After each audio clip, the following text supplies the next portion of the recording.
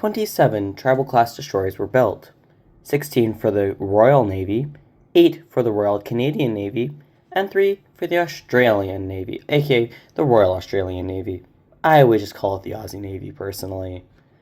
So in today's video, I'll go over the 3 Australian Tribal class destroyers from oldest to youngest, based on their date of their commissioning into the Royal Australian Navy.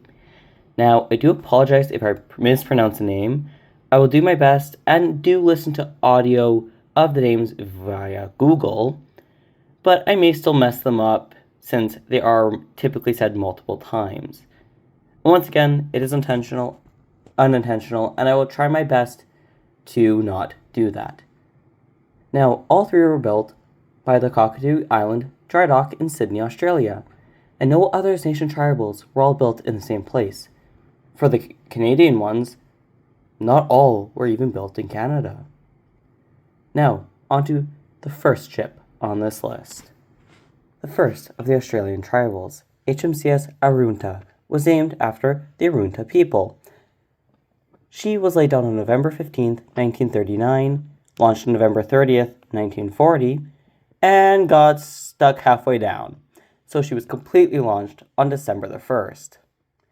She was commissioned on March 30th, 1942, and went on to get 5 battle honors: Pacific 42-45, New Guinea 42-44, Leyte Gulf 44, Lingayen Gulf 1945, and finally Borneo 1945. Her motto was Conquer or Die, which, in my opinion, is a very good motto for a naval ship. She underwent her last overhaul from 1949 to 52 to become an anti-submarine destroyer. Arunta was decommissioned on December 21st, 1956, having only actually actively served for about 11 years, and she sat in operational reserve for 12 until November 1st, 1968, when she was sold to China Steel Corporation for scrap. On February 12, 1969, the Japanese tug Tokyo Maru took the Arunta under tow to be scrapped. On February 13, 1969, a day after the tow began, she began to take on water. Attempts were made to stop the flooding, but it was decided that saving her wasn't possible, and she was allowed to capsize and sink off Broken Bay. Of the 13 tribals sunk, only 2 weren't British, and only 1 wasn't sunk during wartime, the Arunta. The only other non-British tribal to sink was HMCS Athabaskan, the first of 3. HMCS Arunta's rearmost 4.7-inch, 120mm twin turret is preserved at the Australian War Memorial in Canberra. During her career, she sailed 357,257 miles, the second most of any of the 3 tribals in Australia. So, 1 sunk on the way to be scrapped. So, let's get on to her sister ship and the second Australian tribal. The second Australian tribal, HMAS Warramunga, named after the Warramunga people of Central Australia, was laid down on February 10, 1940, launched on February 7, 1942, and commissioned on November 23, 1942. Her motto was Courage in Difficulties, which also quite a nice motto for a naval ship. Just like her sister, Warramunga would survive both World War II and the Korean War, and she would go on to earn 6 battle honors: Pacific 42-45, New Guinea 42-45, Leyte Gulf 44, Lingayen Gulf 1945, Borodino 1945, and Korea 1950-52. Warramunga was decommissioned on December 7, 1959, and marked for disposal on May 22nd of 1961. She was sold to Kinoshita and Company Limited on February 15, 1963. Warramunga would then be towed and scrapped in Japan.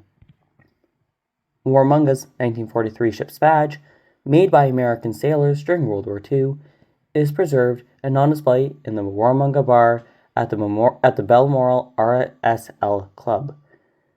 During her career, she sailed 525,000 miles, almost as much as her 2 sisters combined.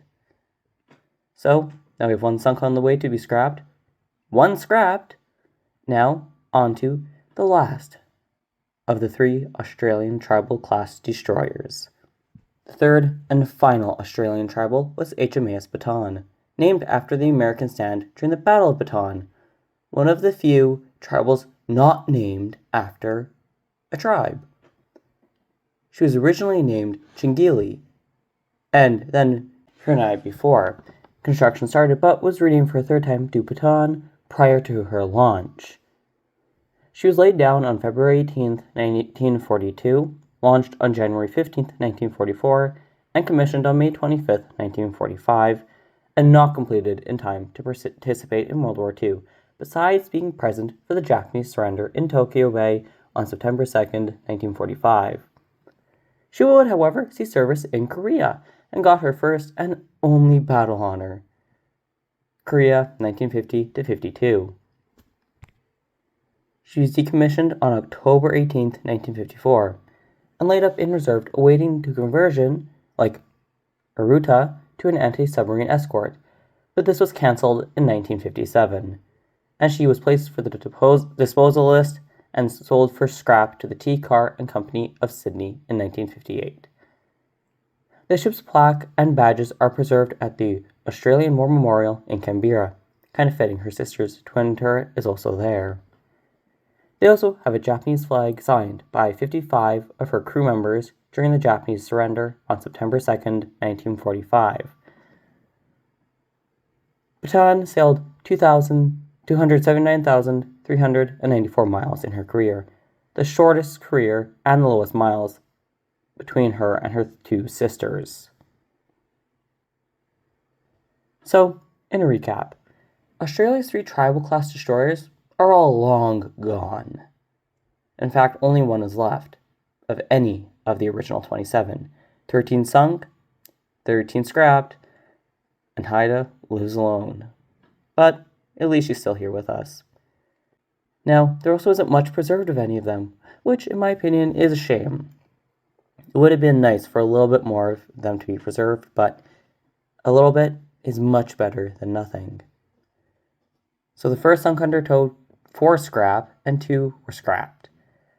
The fleet had a combined 1,161,669 miles in their service careers, 525,000 of which were Warramungas. She has had to flex over her sisters. They might not be as well known as some of the British and Canadian tribals, but they still deserve to be remembered. The tribal class destroyers are my favorite destroyers of all time. Haida is my favorite ship of all time, tied with the Paddle Wheel Princess.